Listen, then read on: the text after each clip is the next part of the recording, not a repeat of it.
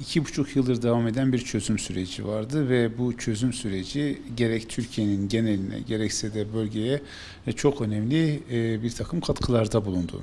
Yani hem sosyal hem siyasal hem ekonomik hem de hukuki anlamda ciddi ve olumlu manada değişimler meydana geldi. Tabii sürecin 2,5 yıl devam etmesi, bu 2,5 yıl içerisinde çatışmaların ve ölümlerin olmaması, insanların aynı zamanda sürecin devam edeceği ve kesin bir şekilde, demokratik bir şekilde çözüme ulaşacağı konusundaki kanaatlerini de geliştirmişti. Ancak son 2 aydır, yaklaşık 2 aydır devam eden bu süreç maalesef bu olumlu havayı bozdu. Baktığınızda her gün gelen ölüm haberleri, çatışma haberleri, buna karşılık çeşitli protestolar ve benzeri olaylarla maalesef olumlu bir tablo şu anda ortada yok. Dolayısıyla insanlarda bu bir taraftan bir ümit kırılması, diğer taraftan da bir karamsarlık oluşmasına sebebiyet veriyor. Ve bütün bu olumlu tablonun maalesef yıkılması anlamına geliyor. Hükümetin bence en önemli hatalarından bir tanesi bazı temel hak ve hürriyetleri de bu süreçte bir pazarlık unsuru haline getirmesiydi. Oysa bunların PKK ile yürütülen müzakerelerden bağımsız bir şekilde yasal ve anayasal güvenceler altına bağlanılması gerekiyordu. Mesela sürecin başından beri dile getirilen örneğin bu hasta hükümlü ve tutukluların serbest bırakılması noktasının bir açıklığa kavuşturulması gerekirdi. Veya ana dilde eğitime yönelik yasal düzenlemelerin bu süreçten bağımsız olarak yapılması gerekirdi. Çünkü hani bu salt PKK'nin değil, bütün Kürtlerin taleplerini oluşturan unsurlar. Dolayısıyla bu temel hak ve hürriyetlerden bazılarının da sürecin bir parçası veya sürecin bir pazarlık nesnesi haline getirilmesi en büyük yanlışlardı. Bundan sonra yapılması gereken bence her şeyden önce tekrar süreci rayına sokmak ve geçmişten yapılmış bu hatalardan yola çıkarak sürecin daha sağlıklı bir şekilde yapılanmasını sağlamak. Yani zamanı belirlemek, taahhütlere uyacak mekanizmaları oluşturmak ve müphemiyeti ortadan kaldırmak. Bazı noktalarda salt PKK'nin muhatap alınması doğru. Şu anda silahı elinde tutan PKK ve bu silahı nasıl elinden bırakacağı, hangi koşullarda bırakacağı ve bu bırakmaya karşılık olarak yasal ve siyasi olarak nelerin gerçekleştirileceği şeklindeki hususlarda taraf PKK'dir ve PKK bu anlamda devlet ile müzakereleri yürütmesinde herhangi bir beis yoktur. Ancak daha genel bir çerçevede hani Kürt meselesini çözmek, Kürt halkının tüm taleplerini almak çerçevesinde olaya bakarsanız, burada muhatap bölgenin tamamıdır. Bölgedeki bütün sivil insanlardır, bölgedeki bütün partilerdir, bölgedeki bütün sivil toplum kuruluşlarıdır. Bu anlamda herkes ile görüşebilmeleri, herkesin taleplerini almaları, süreç içerisindeki endişe ve beklentilerini daha sağlıklı bir şekilde değerlendirmeleri gerekirdi hükümetin. Bu konuda Akil İnsanlar Heyeti'nin yapmış olduğu çalışma bir nebze bunu gideren bir etki yarattı ama daha kapsamlı bir çalışma elbette hükümet bu konuda yapabilirdi. Türkiye'de Kürt meselesini silahla çözmenin imkanı yoktur. Yani devlet de PKK'yı silahla bitiremez, PKK de devlete silahla diz çöktüremez. Bu çok açık ve net. 40 yıllık tecrübe bize bunu gösterdi.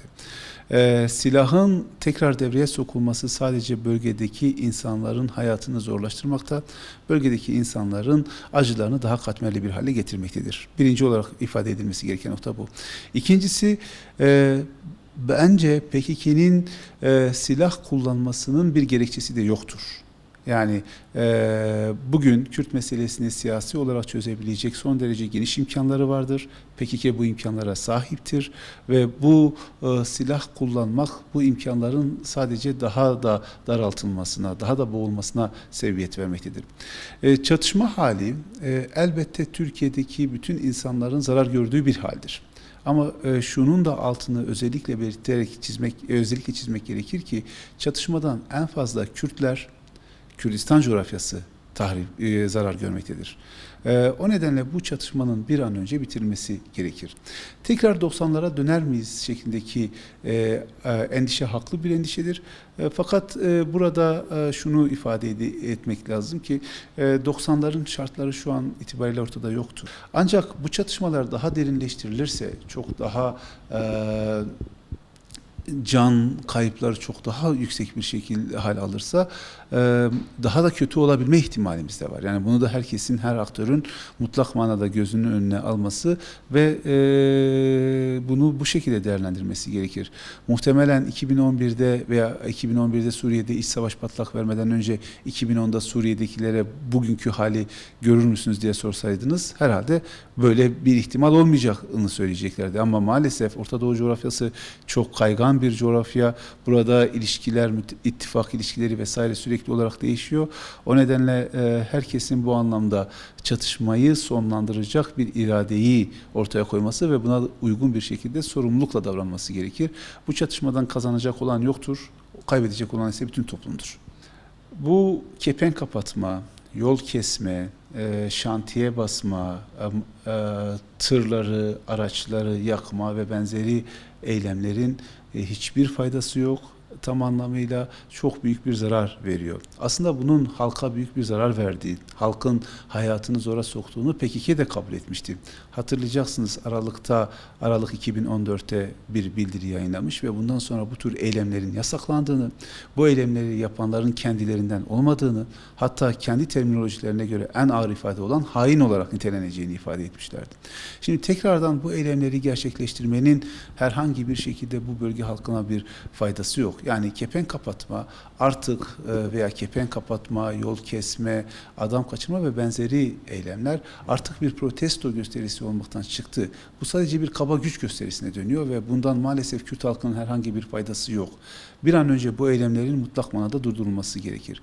Keza yine bölgede özellikle 6-8 Ekim olaylarından sonra gördüğümüz bir gelişme bu hendek kazma ve benzeri olayların, hendek kazma ve benzeri eylemlerin bunların da bir an önce bitirmesi gerekir. Yani bu Kürtlerin yaşadığı coğrafyayı tahrip etmekten daha farklı bir sonuç üretmemektedir. O nedenle bu tür eylemlerin yani demokratik siyasetin dışında kalan bu tür eylemlerin bir an önce bitirilmesi gerekir. Bunun hiçbir faydası söz konusu değildir.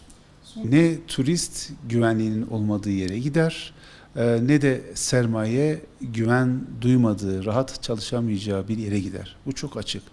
Çatışmanın olmadığı hali biz hepimiz burada birlikte yaşadık. Yani bunun gözle görülür bir canlanmanın olduğunu, bırakın dış turizmi, iç turizmin çok hareketlendiğini çok rahatlı bir şekilde gördük. Esnafın daha rahat çalıştığını, gecenin geç saatlerine kadar dükkanlarını açık tuttuğunu, bunun bölge ekonomisine bir canlılık getirmenin ötesinde sosyal hayatta bir rehabilitasyona zemin hazırladığını çok açık bir şekilde gördük. Ancak çatışma başladığı andan itibaren gidip otellere sorduğunuzda size verecekleri cevap rezervasyonların büyük bir kısmının iptal edildiğidir.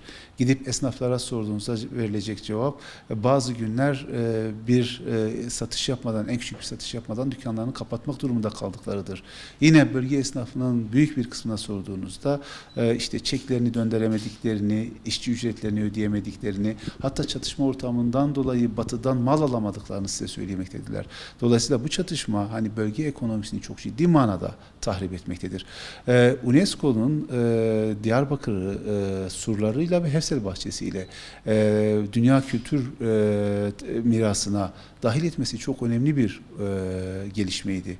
Bu bir barış ortamında Türkiye'nin ve Diyarbakır'ın hem tanıtımına hem ekonomik seviyesinin yükselmesine çok ciddi katkıda bulunabilirdi. Ancak çatışmanın olduğu bir dönemde maalesef bunları anlatabilmeniz, bunlar üzerinden yeni bir siyaset üretebilmenizin imkanı kalkıyor. Dolayısıyla yani bir genel olarak baktığınızda bir çatışma halinin ne siyasi açıdan, ne ekonomik açıdan, ne hukuki açıdan bir kazanımının olmadığını görmek durumundayız. O nedenle bu çatışmayı bitirmenin bir an önce yollarını aramak ve bunu üretmek durumundayız. Burada eğer bir otorite olacaksa bu meşru bir otorite olmalıdır. Yani halk hem devlete hem PKK'ye hesap vermek durumunda kalmamalıdır. Bunun bütün koşulları ortadan kaldırmalıdır. Demokratik siyaset yapılacaksa eğer, bu demokratik siyasetin koşullarına uygun olarak PKK'nin yapılanması gerekecektir. Bu diğer türlü bir yapılanma, yani halkın devlet ile PKK arasındaki sıkışması şeklindeki bir yapılanma sürdürülebilir bir yapılanma değildir. Dolayısıyla süreç eğer devam edecekse bunlar da açıklığa kavuşturularak devam edilmesi gerekiyor.